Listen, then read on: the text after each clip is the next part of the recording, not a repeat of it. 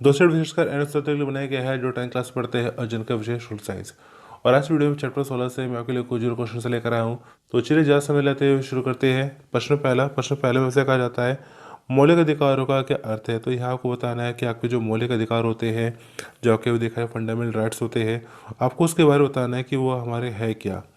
मौलिक अधिकार उन अधिकारों को कहा जाता है जो व्यक्ति के जीवन के लिए मौलिक होने कारण संविधान द्वारा नागरिकों को प्रदान किए जाते हैं और जिनमें राज्यों द्वारा हस्तक्षेप नहीं किया जा सकता।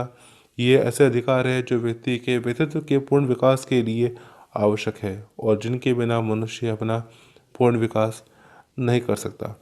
मतलब इसमें देखा जाए हमारा कहते क्या बनता है, संविधान होता है। संविधान हमारे देखा जाए कई तरह के हमें अधिकार देता है। इन्हीं अधिकारों में देखा जाए हमारा बनता है मौलिक अधिकार। मौलिक अधिकार हमारा फंडामेंटल राइट्स है। जैसे हमारा देखा जाए शिक्षा का अधिकार, स्वास्थ्य का अधिकार, रोजगार का अधिकार, देश में आ जा सकने का अधिकार, न्याय पाने का अधिकार, कई तरीके से हमारे देखा जाए अधिकार बनते हैं। ये हम बनते हैं हमारे पर हमारे मौलिक अधिकार। तो ये हमें देखा जाए इनको अपना जरूरी है हमारे लिए यहाँ पर अपने पूर्ण विकास के लिए। तो चलिए आगे बढ़ते हैं। अब बात करते हैं प्रश्न दो की। प्रश्न दो में ऐसा कहा जाता है मौलिक अधिकारों के महत्व का विश्लेषण करें। तो यहाँ देखा जाए आपको बताना है कि जो हमारे मौलिक अधिकार होते हैं इसका फायदा क्या है। इसका फायदा क्या होता है हमारे मौलिक अधिकारों का। मौलिक अधिकारों का महत्व। मौलिक अधिकारों के अभाव में व्यक्ति का बहुमुखी विकास संभव नहीं है। बहुमुखी यानी कि हर तरह से विकास संभव नहीं है अगर व्यक्ति को मौलिक अधिकार ना हो तो। मौलिक अधिकार लोगों में सुखी एवं स्वतंत्र जीवन जीने की भावना को विकसित करते हैं। मौलिक अधिकार बच्चों, महिलाओं तथा समाज के दूसरे कमजोर वर्गों के हितों की देखरेख करते हैं। ये आर्थिक एवं सामाजिक तौर पर पिछड़े लोगों को अपने जीवन स्तर को उठाने में मदद करते हैं। तो ये हमारे बनते हैं मौलिक अधिकार। यानी कि व्यक्ति बिना मौलिक अधिकारों के जीवन में विकास नहीं कर सकता। व्यक्ति को अपने विकास के लिए मौलिक अधिकार चाहिए। अच्छी शिक्षा के लिए, स्वास्थ्य के लिए, रोजगार के लिए, देश में आ जा सकने के लिए, धर्म के लिए, न्याय के लिए, हर तरह से देखा जाए व्यक्ति को अपना देखा जाए चाहिए होता है मौलिक अधिकार। तो ये हमारे क्या मौलिक अधिकार व्यक्ति के विकास में बहुत ज़्यादा मदद करते हैं। तो चलिए आगे बढ़ते हैं।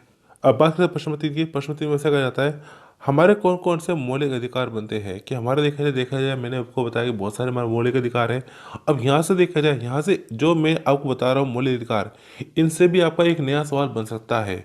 जैसे इसमें बताया गया है कि हमारा समानता अधिकार है, स्वतंत्रता का अधिकार है, शोषण विरोधी अधिकार है, धार्मिक स्वतंत्रता का अधिकार है, सांस्कृतिक शैक्षणिक अधिकार है, संवैधानिक उपचारों का अधिकार है। अब इसमें देखा इसके अंदर से भी देखा जाए आपका सवाल वगैरह बन सकता है। जैसे हमारा समानता का अधिकार, हमारे मौलिक अधिकारों में समानता का अधिकार है। नहीं व्यक्ति देखा जाए धर्म, जाति, भाषा, लिंग हर तरह से देखा समान है, उसको समानता का अधिकार है। तो समानता का अधिकार में देखा जाए करते देखा जाए अगर जैसे हमारा देखा जाए जो हमारी सरकारी नौकरी निकलती है तो उसमें भी देखा जाए लोग अपना क्या करते हैं, आवेदन करते हैं और सभी को मौका दिया जाता है कि अपना एक एग्ज़ाम के माध्यम से वो उस नौकरी को पा सके। तो ये क्या है, समानता का अधिकार। इसी तरह देखा जाए हमारा स्वतंत्रता का अधिकार बनता है। स्वतंत्रता का अधिकार का मतलब क्या बनता है कि देश में जो सार्वजनिक जगह बनती है हमारे भारत में, उन जगहों पर व्यक्ति देखा जाए अपना जाके घूम सकता है, अपना देखा जाए अपना कोई जगह पर जाके व्यक्ति अपना रह सकता है। तो ये हमारा बनता है स्वतंत्रता का अधिकार। इसके साथ ही देखा जाए शोषण का अधिकार। अगर देखा जाए किसी व्यक्ति के अधिकारों का अगर खंडन होता है, कि वो कहते हैं हनन होता है, कोई जो भी व्यक्ति को अपना देखा जाए किस तरह से ठगा जाता है, गलत होता है, तो ऐसे में देखा जाए व्यक्ति देखा जाए अपना उस शोषण के खिलाफ अपना अधिकार यानी कि अपना न्याय की मांग कर सकता है। इस तरह देखा जाए धार्मिक स्वतंत्रता का अधिकार बनता है कि व्यक्ति भारत में जो देखा जाए और धार्मिक रूप से कहते क्या स्वतंत्र है, वो अपना धर्म परिवर्तन करना चाहे अपना धर्म परिवर्तन कर सकता है इच्छा अनुसार।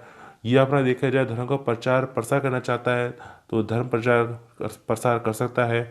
तो उसमें देखा जाए कोई उसमें हस्तक्षेप नहीं कर सकता। ये बनता है व्यक्ति का धार्मिक स्वतंत्रता का अधिकार। इसके साथ ही देखा जाए सांस्कृतिक और शैक्षणिक अधिकार बनता है कि यहाँ पे देखा जाए एक तरह से कह सकते हैं यहाँ पे देखा जाए संस्कृति को लेके, शैक्षणिक को लेके, शिक्षा को लेके हमारा अधिकार बनता है कि व्यक्ति शिक्षा जो देखा जाए हर व्यक्ति का अधिकार है। इसके साथ ही देखा जाए संवैधानिक उपचारों का अधिकार बनता है। तो इनसे भी हमारे देखा जाए कई तरह के सवाल वगैरह बन सकते हैं। और यहाँ देखा जाए मौलिक अधिकार कैसे कहते हैं ये भी सवाल बन सकता है। तो चलिए आगे बढ़ते हैं। अब बात करते हैं प्रश्न 4 की। प्रश्न 4 में ऐसा कहा जाता है ऐसे 4 मूल अधिकारों की सूची बनाइए जो मानव अधिकार भी है। तो यहाँ देखा जाए आपको बताना है कि हमें ऐसे कुछ अधिकार बताने हैं जो हमारे कहते हैं मानव अधिकार भी है और हमारे देखा जाए अपना मौलिक अधिकार भी है। यानी कि हमारा फंडामेंटल राइट्स और एक हमारा ह्यूमन राइट्स जो हमारे देखा जाए कहते हैं काफ़ी हद तक के लिए क्या सिमिलर भी है, समान भी है। जैसे हमारे समान अधिकार हमारा दोनों में है, स्वतंत्रता का अधिकार दोनों में है, और धर्म स्वतंत्रता का अधिकार दोनों में है, और संस्कृति व शिक्षा संबंधी अधिकार ये भी हमारा देखा है दोनों में हमारा बनता है। जो हमारा मानवाधिकार भी है और मूल अधिकार भी है, यानी कि फंडामेंटल राइट्स, और हमारा यहाँ पर जो है ह्यूमन राइट्स दोनों आते हैं। हमारा जो मौलिक अधिकार होता है, जो हमारा मूल अधिकार है, मौलिक अधिकार है, ये हमारा देखा है भारत के संविधान में बना हुआ है, भारत के संविधान में दिया गया है। जबकि हमारा जो मानव अधिकार है, मानव अधिकार जो एक हमारा बनता है एक अंतर्राष्ट्रीय अधिकार बनता है, जो कहते क्या है विश्व में लगभग जितने भी देश है सभी देशों पर हमारा लागू होता है मौलिक अधिकार। तो विश्व में जितने भी देश है लगभग सभी देशों पर हमारा यहाँ पर लागू होता है मानव अधिकार, हमारे ह्यूमन राइट्स। तो चलिए आगे बढ़ते हैं। अब बात करते हैं प्रश्न 5 की। प्रश्न 5 में ऐसा कहा जाता है बंदी प्रत्यक्षीकरण आदेश का क्या अर्थ होता है। तो बंदी प्रत्यक्षीकरण होता है क्या है, तो बहुत आसान है, कोई ज़्यादा मुश्किल नहीं है।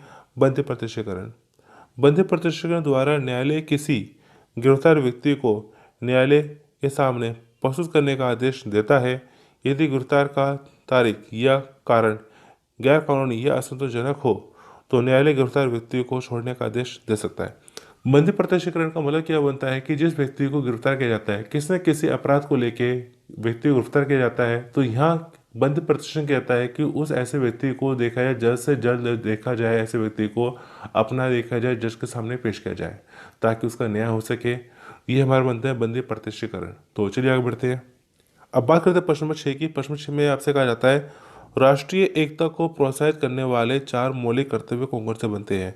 तो यहाँ देखा जाए आपको बताना है, यहाँ पे कहते हैं राष्ट्रीय एकता है, एकता को प्रोत्साहित करना है, और प्रोत्साहित करने के लिए हमारे कुछ बनते हैं मौलिक अधिकार। उनमें हमारे देखा जाए क्या बनते हैं, कुछ मौलिक कर्तव्य बनते हैं। तो हमारे मौलिक कर्तव्य क्या बनते हैं, हमारे देखा जाए कौन कौन से हमारे यहाँ पर फंडामेंटल ड्यूटीज़ बनती है। तो हमारी जो ड्यूटीज़ बनती है हमें बताना है कि वो ड्यूटी क्या है जिससे हमारी अपनी राष्ट्रीय एकता को बढ़ावा मिलता है। तो देखा जाए पे संविधान का पालन करना तथा राष्ट्रध्वज का और राष्ट्रगान का सम्मान करना, ये हमारा देखा जाए गलत बनता है। इससे हमारे देखा राष्ट्रीय एकता को बढ़ावा मिलता है कि जो हमारा देखा है राष्ट्र, हमें संविधान का जो नियम कानून है हमें उसको पालन करना चाहिए। हमारा जो राष्ट्रध्वज है, तिरंगा है, हमें उसका सम्मान करना चाहिए। हमारा राष्ट्रगान है, हमें जब भी राष्ट्रगान होता है तो उसके सम्मान में हमें खड़ा होना चाहिए। और इसके साथ ही हमें देखा जाए देश की रक्षा करनी चाहिए हमें यहाँ पर। इसके साथ ही देखा जाए भारत की संप्रभुता, एकता और अखंडता की रक्षा करनी चाहिए। उन महान आदर्शों का पालन करना जिन्होंने स्वतंत्रता के लिए राष्ट्रीय संघर्ष में की प्रेरणा दी थी। तो हमें देखा जाए कुछ अपना देखा जाए बनते हैं जिससे हमारे देखा राष्ट्रीय एकता को बढ़ावा मिलता है कि हमें देखा है राष्ट्रीय जो अपना नियम कानून होता है उसको सम्मान करें, राष्ट्रीय जो नियम कानून है उनको अपना फॉलो भी करें। राष्ट्रीय हमारा देखा जाए ध्वज है, राष्ट्रीय गान है, उनका भी हम कहते देखा सम्मान करें। जो भी हमारा देखा जाए अपना देश की रक्षा के लिए अगर जरूरत पड़े तो हमें देश की रक्षा में भी जुड़ना चाहिए, उसमें भी अपना देखा जाए योगदान करना चाहिए। तो काफ़ी कुछ हम कर सकते हैं जिससे हमारे राष्ट्र की एकता को लेकर होता है बढ़ावा मिल सकता है। तो चलिए आगे बढ़ते हैं। अब बात करते हैं प्रश्न 7 की। प्रश्न 7 में से कहा जाता है भारत को धर्मनिरपेक्ष राज्य क्यों कहा जाता है। तो यहाँ देखा जाए आपको जितने भी क्वेश्चन आते हैं आपको सारे सारे क्वेश्चन अटेम्प्ट करने हैं। यहाँ देखा जाए मैं आपको पहले भी देखा जाए कई बार बता चुका हूँ कि एग्ज़ाम में आपको शुरुआत करनी है उन क्वेश्चन से जो आपको बहुत अच्छे से आते हैं। बाद में आपको वो क्वेश्चन भी करने हैं जो आपको नहीं भी आते। आप एग्ज़ाम में देखते हैं कि जब एग्ज़ाम में जब अगर पेपर हो रहा होता है तो बहुत से स्टूडेंट के अंदर क्या है कि अपना कहते हैं पेपर उनको आता नहीं है या कुछ और वजह है, अपना पेपर छोड़ छोड़ के जाते रहते हैं टाइम से पहले। लेकिन आपको क्या करना है, आपको जो 3 घंटे मिले हैं आपको 3 घंटे पूरा आपको अच्छे से लेने हैं। आपको पूरा 100 नंबर का पेपर अटेम्प्ट करना है। आप शुरुआत में वो क्वेश्चन करिए जो आपको बहुत अच्छे से आते हैं, बाद में वो भी करिए जो आपको नहीं भी आते हैं। आप दूसरों को देखा देखिए ना करें कि दूसरे चले गए हैं, क्लास खाली हो रही है, मैं बैठा हुआ लिख रहा हूँ, ये लिख रही हूँ, मुझे भी जाना चाहिए। ऐसा नहीं है। आपको 3 घंटे मिले हैं, आप वो पूरे 3 घंटे का पूरा फ़ायदा उठाइए और अपना पूरा पेपर क्वेश्चन पेपर जो भी मिला आपको अपना बहुत अच्छे से करिए। तो आपको अपने से मतलब है, आपको एग्ज़ाम देखा जाए आपको अपने से मतलब है कि आपको अपना बेस्ट करना है, आपको दूसरे से कोई मतलब नहीं है। और ये नहीं है कि दूसरे जा रहे हैं तो चलो मैं भी चल लेती हूँ, ऐसा नहीं होना चाहिए। तो आपको बहुत अच्छे से करना है पेपर, जितना हो सके पॉइंट्स में करना है। आप अपना देखा जाए एग्जाम में ब्लू और ब्लैक पेन दोनों का इस्तेमाल कर सकते हैं। ब्लैक पेन से अपना पॉइंट्स लिख सकते हैं और ब्लू पेन से आप उसको एक्सप्लेन कर सकते हैं ताकि इससे जो आगे एक अच्छा सा व्यू बन जाता है, इंप्रेशन अच्छा चलता है। तो चलिए अब क्वेश्चन से करते हैं। यहाँ पर भारत को धर्मनिरपेक्ष राज्य क्यों कहा जाता है। तो बहुत आसान है, कोई मुश्किल नहीं है क्या कहा जाता है, धर्मनिरपेक्ष, यानी कि भारत एक ऐसा देश है जो किसी भी धर्म के पक्ष में नहीं है। भारत क्या है, धर्मनिरपेक्ष है। ये भारत में जितने भी धर्म है सब क्या है, समान है। सो सर्व सम्मान सर्व समभाव, ये हमारा गलती देश में बनता है, धर्मनिरपेक्ष। भारत विभिन्न धर्मों का देश है, सारे धर्मों के साथ समानता का व्यवहार किया जाता है। आर्थिक स्वतंत्रता के अधिकार के अंतर्गत देश के सभी नागरिकों को अपनी पसंद का धर्म मानने की आज़ादी है।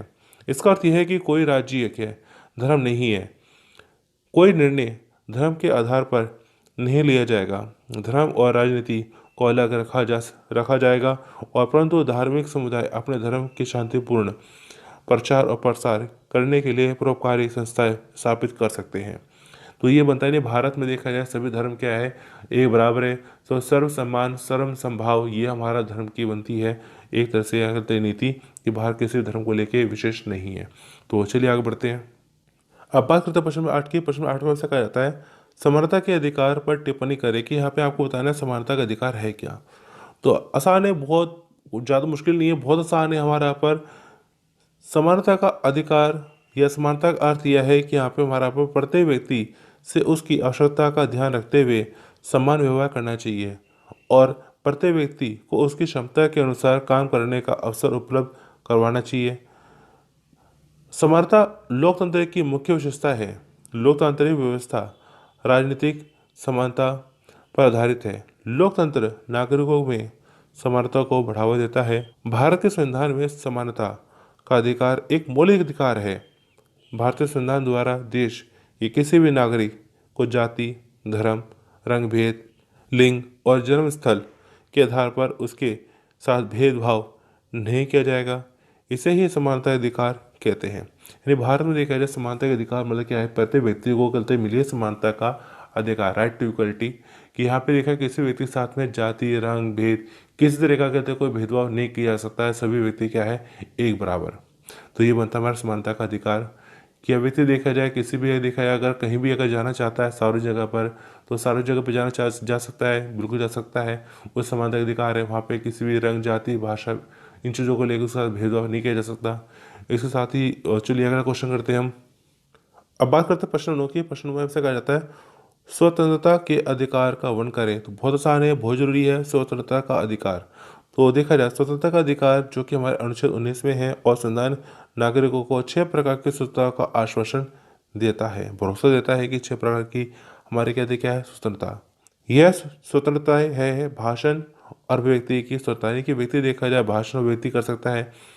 बिना शस्त्र के शांतिपूर्वक एकत्रित होने की स्वतंत्रता, यानी कि वो व्यक्ति अपना देखा जाए कहीं अपना ग्रुप बना रहा है, कहीं मिल रहा है, कुछ अपना देखा जाए अपना कुछ मीटिंग कर रहा है, काफ़ी बड़े पैमाने पर कर रहा है, तो वहाँ पे अपना देखा शांतिपूर्वक बिना अस्त्र शस्त्र के कर सकता है। समुदाय या संघ बनाने की स्वतंत्रता है। भारत से समस्त क्षेत्र में स्वतंत्रता पूर्वक घूमने फिरने की आज़ादी है। देश के किसी भी भाग में निवास करने तथा बसने का अधिकार है। कोई व्यक्ति उपजीविका, व्यापार या कारोबार करने की अर्जित करने या उसे बचने की स्वतंत्रता का प्रदान करती है।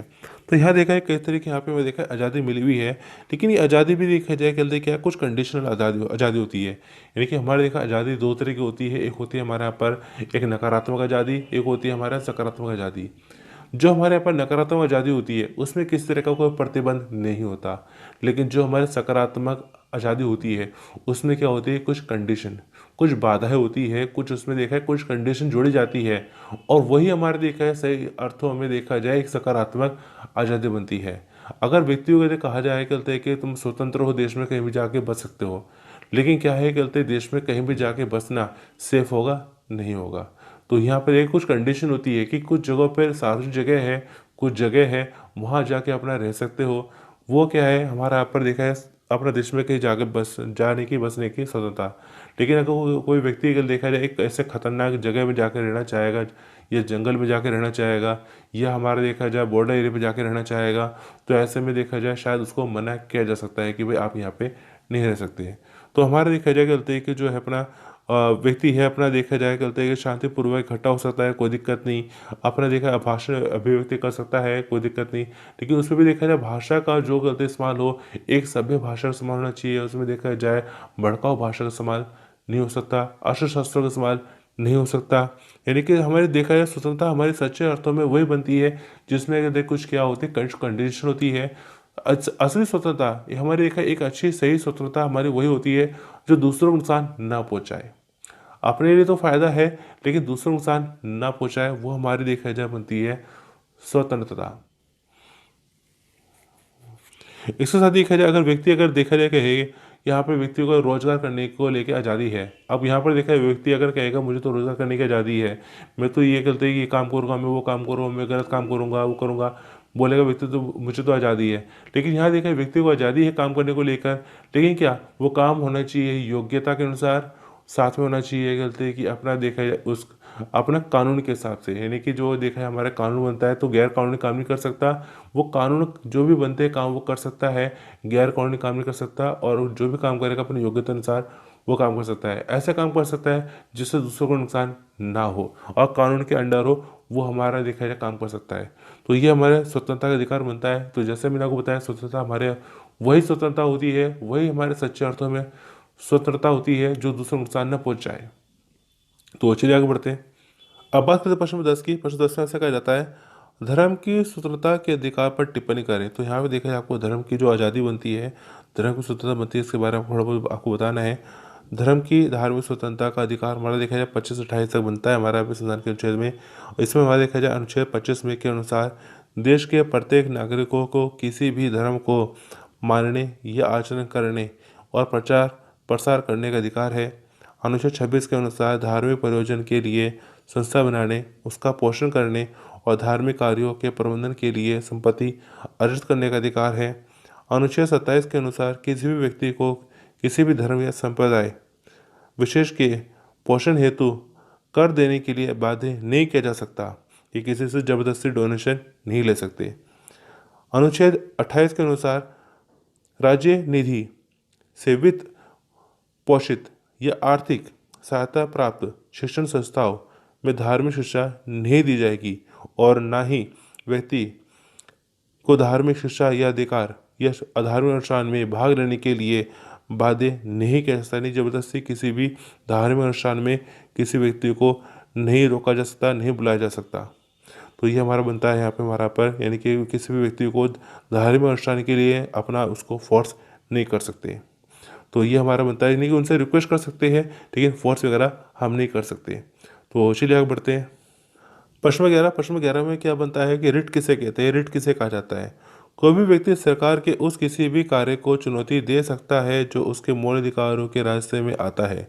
नागरिकों के अधिकारों को सुरक्षा देने के लिए न्यायालयों से अपील विभिन्न ढंग से की जा सकती है। न्यायालयों द्वारा सरकार को दी जाने वाले आदेशों को कानूनी तौर पर रिट अथवा याचिका कहा जाता है।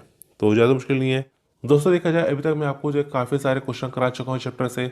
अब आपको करना है क्या है, इन सब क्वेश्चंस को आपको दोबारा से अच्छे से प्रैक्टिस करनी है। इसके साथ ही देखा जाए आपके जितने भी आपके सब्जेक्ट बनते हैं तो ऑलमोस्ट आपके सारे सब्जेक्ट आपको इस चैनल के Sharma technical centre YouTube channel की प्ले लिस्ट में आपको आपके सब्जेक्ट मिल जाएंगे चैप्टर वाइज। आप वहाँ से अपनी तैयारी अच्छे से कर सकते हैं और इनको देखा जाए आपको अपने दोस्तों के साथ शेयर करना है ताकि वो भी अपने अच्छे से तैयारी कर सके। आप इन वीडियो की एक नहीं बल्कि कई बार अपना वीडियो देख देख के आप प्रैक्टिस करें, क्योंकि पढ़ाई एक ऐसी चीज़ है जो एक बार देखने से नहीं होती है, बल्कि होता है क्या है कि पढ़ाई मांगती है प्रैक्टिस, कि आप जितना ज़्यादा प्रैक्टिस करेंगे आपकी पढ़ाई उतनी ही ज़्यादा अच्छी होगी। तो यहाँ देखा है आपको करना क्या है, इनको बार बार देखना है, प्रैक्टिस करना है, सेल्फ टेस्ट लेना है, सेल्फ प्रैक्टिस करनी है। तो ये आपके लिए देखा है बहुत ज़रूरी है।